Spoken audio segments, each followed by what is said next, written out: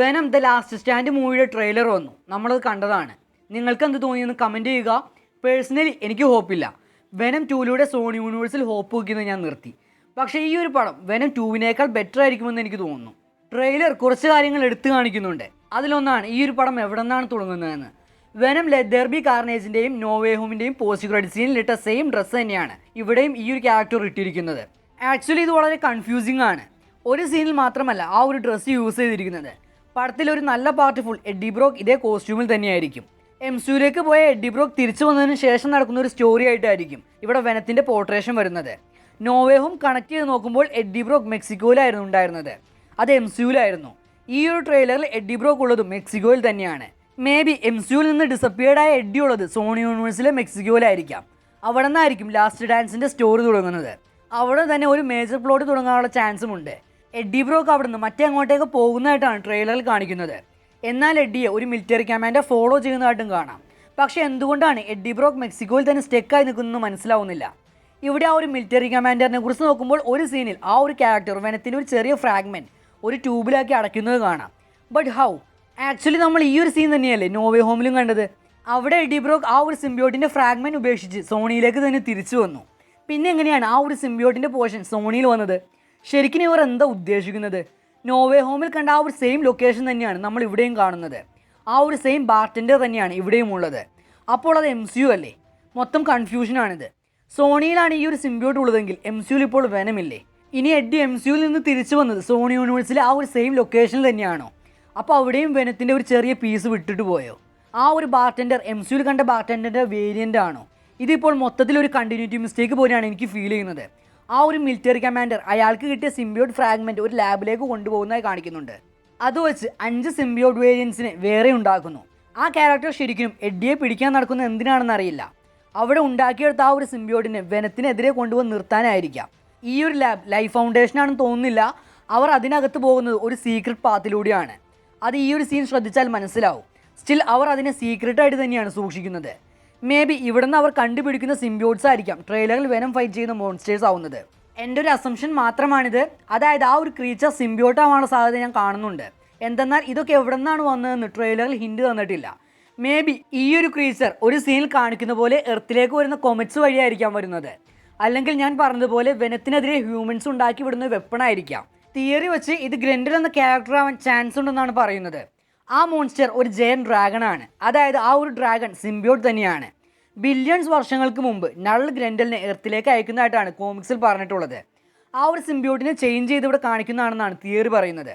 അതുകൂടാതെ ഇത് സെനഫേജ് എന്നൊരു ക്രീച്ചർ ആണെന്നും പറയുന്നുണ്ട്. അതൊരു സിംബിയോട്ട് കില്ലിംഗ് ക്രീച്ചർ ആണ്. ഇവിടെ വെനത്തിനെ കൊല്ലാൻ നോക്കുന്ന മോൺസ്റ്ററിനെ തന്നെയാണ് കാണാൻ പറ്റുന്നത്. സോ അത് ആ ഒരു മോൺസ്റ്റർ ആവാനും സാധ്യതയുണ്ട്. എനിക്ക് തോന്നുന്നതും ഇത് സെനഫേജ് തന്നെയാണെന്നാണ്. കോമിക്സിൽ ഈ ക്രീച്ചർ സിംബിയോട്ട്സിനെ കൊല്ലാൻ വേണ്ടി നടക്കുന്നു. ഇവിടെ അറ്റാക്ക് ചെയ്യുന്നതും വെനത്തിനെ തന്നെയാണ്. സോ ഈ ഒരു ക്രീച്ചർ ആവാനുള്ള സാധ്യതയാണ് ഏറ്റവും കൂടുതലായി എനിക്ക് തോന്നുന്നത്. ഇവിടെ ഹ്യൂമൻസ് നിൽക്കുന്നതും വെനത്തിനെതിരെയാണ്. സോ അവർക്ക് വെനത്തിനെ കൊല്ലാൻ ഒരു വെപ്പൺ ആവശ്യമുണ്ട്. മേ ബി ആ ഒരു സിംബിയോട്ട്സിൽ നിന്ന് ഉണ്ടാക്കിയെടുക്കുന്ന ക്രീച്ചർ ആയിരിക്കാം സിനഫേജ്. ഇവിടെ കാണിക്കുന്ന മിലിറ്ററി കമാൻഡർ ഓർവെൽ ടൈലർ ആണെന്നാണ് റൂമർ ഉള്ളത്. ആ ഒരു ക്യാരക്ടർ US ആർമി ജനറലാണ്. ഓർവെലിൻ്റെ മക്കളിൽ ഹ്യൂ എന്ന മകൻ വെനം മൂലം മരിക്കുന്നു. തുടർന്ന് ഓർവെൽ വെനത്തിനോട് പകരം വീട്ടാൻ ഇറങ്ങിത്തിരിക്കുന്നു. മൂവിയിൽ ഇത് ഓർവെലാണെന്ന് കൺഫേം ചെയ്തിട്ടില്ല. ഇനി ആണെങ്കിൽ തന്നെ ഈ ഒരു സെയിം ബാക്ക് സ്റ്റോറി കാണിക്കുമോ എന്നും ഡൗട്ടുണ്ട്. മേ ബി ഒരു നോർമൽ മിലിറ്ററി കമാൻഡർ ആയിട്ടായിരിക്കും ഇവിടെ പോർട്രേഷൻ കൊടുക്കുന്നത്. പക്ഷേ ട്രെയിലർ വെച്ച് നോക്കുമ്പോൾ അയാൾ വെറുതെ വെനത്തിന് പുറകെ പോകുന്ന ഒരു മിലിറ്ററി കമാൻഡർ ആണെന്ന് തോന്നുന്നില്ല. റീസൺ ഉണ്ടായിരിക്കാം. അതെന്താണെന്ന് അറിയാൻ നമുക്ക് വെയിറ്റ് ചെയ്യാം. ഈ സിനിമയിൽ എന്തായാലും മൾട്ടിപ്പിൾ സിംബിയോട്ട്സിനെ കാണിക്കുമെന്നുള്ള കാര്യം ഉറപ്പാണ്. അതിലേക്ക് വരുമ്പോൾ ആദ്യം പറയേണ്ട പേരാണ് ടോക്സിൻ.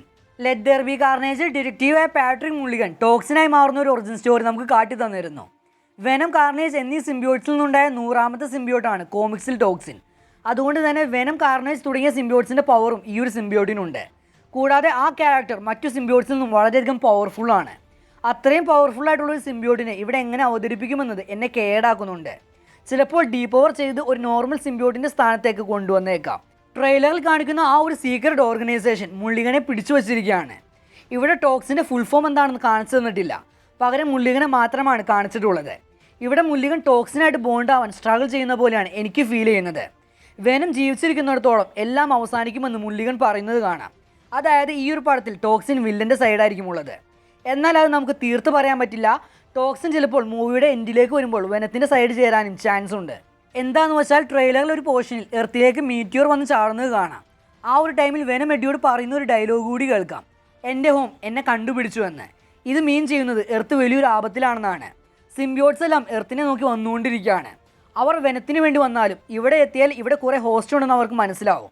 അവരുടെ സർവൈവലിന് എർത്ത് വളരെ സ്യൂട്ടായിട്ടുള്ള ലൊക്കേഷനാണ്. സോ ഹ്യൂമൻസിനെ അവർ ടേക്ക് ഓവർ ചെയ്യും.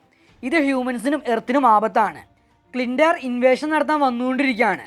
അങ്ങനൊരു സിറ്റുവേഷനിൽ അതിനെ എതിർത്ത് നിൽക്കാൻ ഇവിടെ വെനം മാത്രമാണുള്ളത്. എന്നാൽ വെനത്തിന് ഒറ്റയ്ക്ക് വിചാരിച്ചാൽ ഇതിനെ തടയാൻ കഴിയില്ല.